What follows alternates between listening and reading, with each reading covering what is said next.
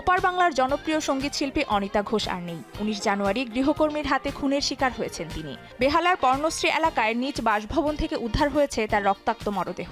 মৃত্যুকালে তার বয়স হয়েছিল ৬৫ বছর। পুলিশের প্রাথমিক তদন্তে শিল্পীর শরীরে একাধিক ছুরির আঘাতের চিহ্ন ছিল বলে জানান। পরিবারের দাবি, গায়িকাকে ধারালো অস্ত্র দিয়ে গোটা শরীর খুঁচিয়ে নৃশংসভাবে খুন করা হয়েছে। হত্যাকাণ্ডের ঘটনায় এলাকা জুড়ে চাঞ্চল্য ছড়িয়ে পড়েছে। হত্যাকাণ্ডের খবর পেয়ে পুলিশ ঘটনাস্থলে পৌঁছে মরদেহ উদ্ধার করে ময়নাতদন্তের জন্য হাসপাতালে পাঠায়। প্রাথমিক তদন্ত শেষে পুলিশ জানিয়েছে ২ জন গৃহকর্মী ও একজন রাঁধুনিকে জিজ্ঞাসাবাদের জন্য আটক করা হয়েছে। সঞ্জু নামের এক গৃহকর্মী ইতোমধ্যে তার দোষ স্বীকার করেছে বলে পুলিশ জানিয়েছে। গায়িকার পরিবারের দাবি, টাকা লেনদেন ইস্যুতে হত্যার শিকার হয়েছেন অনিতা ঘোষ।